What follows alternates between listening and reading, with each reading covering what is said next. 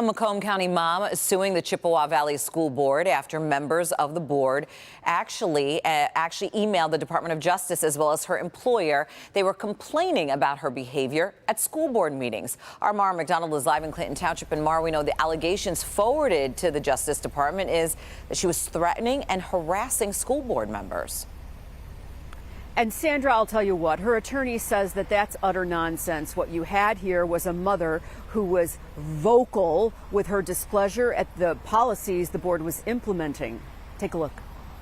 There were plenty of heated and sometimes ugly school board meetings at Chippewa Valley during the height of the pandemic with angry parents. Sandra Herndon was one of them. And I have every right to air my grievances and ask for help from the school board, especially when it comes to my child, especially when it comes to his learning, especially when it comes to a deficit in his learning and not receiving the help that he's supposed to be receiving. Herndon became a regular at Chippewa Valley board meetings fighting for in-person learning and against masks. And two board members, the president and the secretary, sent emails to her employer and the Department of Justice about her.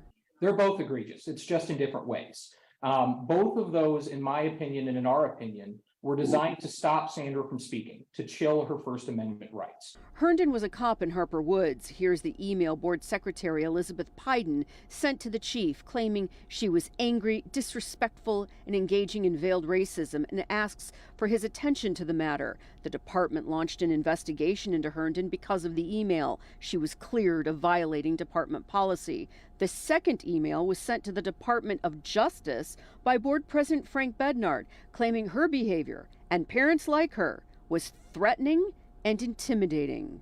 Sandra's rhetoric was designed to make sure that her son could get back into school so that he could learn. And all of her efforts were focused on that. So to make a referral to the Department of Justice, I think, is just over the top. Back here live, I had an opportunity to talk to an attorney for the school board tonight.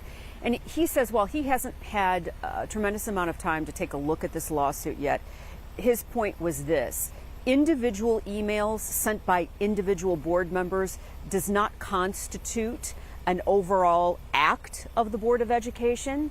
It'll be interesting to see where this goes in federal court. Sandra, Karen, we're live in Clinton Township tonight.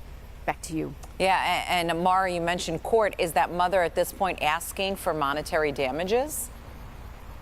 She's asking for $1, Sandra, in monetary damages. It seems like she's more interested in getting an apology.